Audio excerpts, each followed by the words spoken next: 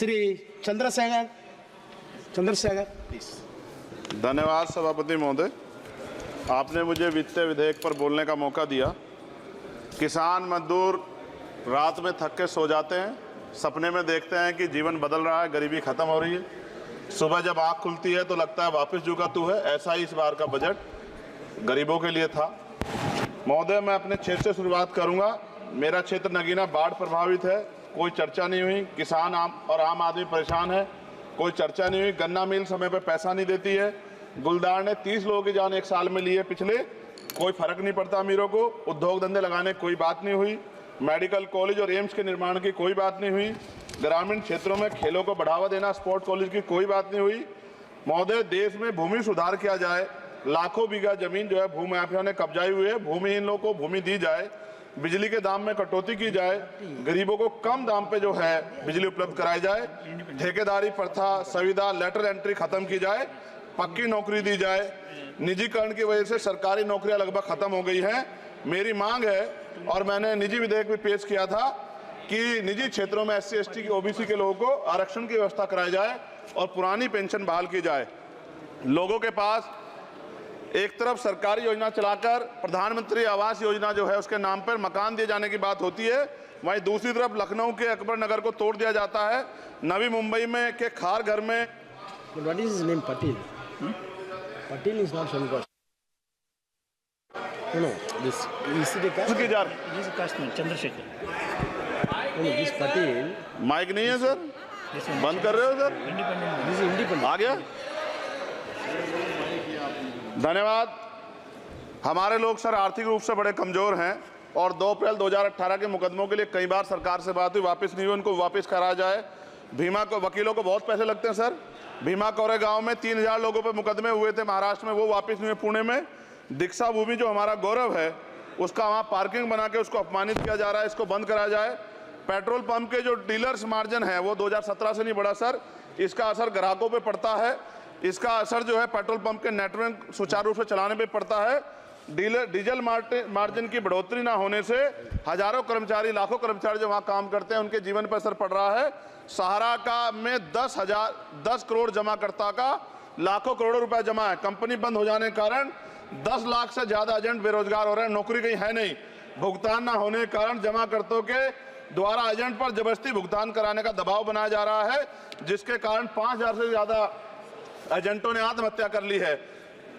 सभापति महोदय, उत्तर प्रदेश देश का सबसे बड़ा सूबा है, उसको इस बजट में कुछ नहीं मिला और बहुत सारे मेंबर, 80 के लगभग हम मेंबर जो है उत्तर प्रदेश जीत के आए, ना के बराबर मिला। यूपी में 25 करोड़ से ज्यादा आबादी है उत्तर प्रदेश के अंदर, 5 किलो राशन सरकार दे रही है, लेकिन जीवन जीने के लिए काफी नहीं है। और भी बुनियादी सुविधाओं की जरूरत पड़ती है। अगर इज्जत की जिंदगी चाहिए, उसके लिए सरकार के पास कोई उपाय नहीं है। यूपी जब एक बड़ा राज्य है, लेकिन यूपी में भाजपा सरकार की विकास गति बहुत धीमी है। हमारी सरकार से, केंद्र की सरकार से मांग है, हमें यूपी की सरकार की चिंता नहीं है, लेकिन यूपी की जनता की चिंता है। मैं मांग करता हूं कि यूपी को 4 भागों में विभाजित किया जाए। डॉक्टर बाबा साहब अम्बेडकर ने कहा था 1995 में, उनकी बुक है थॉट्स ऑफ लिंग्विस्टिक स्टेट, किताब में कहा था राज्य जितना छोटा होगा, राज्य की प्रगति उतनी होगी, जनता को रोजगार मिलेगा और जनता का जीवन संपन्न होगा। मोदी, एक बात मुझे आपसे कहनी है, आपने भी ये विषय उठाया था जब आप अपनी बात रख रहे थे, शेड्यूल कास्ट के साथ जो धोखा किया गया सुप्रीम कोर्ट के जरिए, आप इस बात को इस तरह समझे। 1.5 साल पहले मैंने मांग की थी, अगर इतना हितैषी हमारे लोग होते तो जब EWF 10% दे सकते हैं तो 5% शेड्यूल कास्ट के उन जातियों को दिया जा सकता था, लेकिन दृढ़ संकल्प और इच्छा शक्ति नहीं है गरीबों के उत्थान की। साथ साथ OBC की जातियां, उनको भी दिया जा सकता था। ये जो हमारे साथ खेल किया गया है, ये खेल जो है इसमें बहुत गुस्सा है, सरकार को संज्ञान लेना चाहिए और सत्ता और विपक्ष दोनों जो है अपना स्टैंड क्लियर कर दें, क्योंकि दलित समाज, आदिवासी समाज इसको देख रहा है, वो भूलेगा नहीं। जो उनके गले काटने का काम करेगा उनको भूलेगा नहीं। और साथ साथ एक जो मेरी पर्सनल है सर, अभी मैं सुबह से प्रयास कर रहा था कि विनेश के लिए बोलूं, जब उसको डिस्क्वालीफाई किया गया, विनेश या नहीं, लेकिन ऐसा लगा जैसे हमें चाकू घुसेड़ दिया गया। मेरे आज भी याद है उस प्रोटेस्ट में मैंने रातें काटी हैं और 4-4 गोली खाई मैंने। ये देश की अस्मिता से जुड़ा मामला था, पर हमारी मांग ये थी कि सरकार स्टैंड क्लियर कर दे, तब भी सुनवाई नहीं की गई। जब मंत्री बोलने आए तो हमने उनसे कहा कि हमें कुछ इंफॉर्मेशन चाहिए, उस पर बात नहीं हुई। सवाल ये है सर, 1 गोल्ड हमारे लिए आ रहा था और जब ये गोल्ड आता देश गौरवान्वित होता, और क्या व्यवस्था थी सर कि उसका वेट बढ़ गया, पता ही नहीं लगा सिस्टम के लोगों को।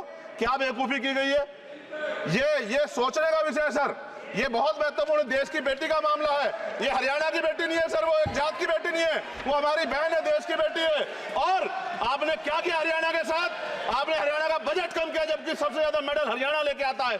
ये गलत है सर, ये धोखा है।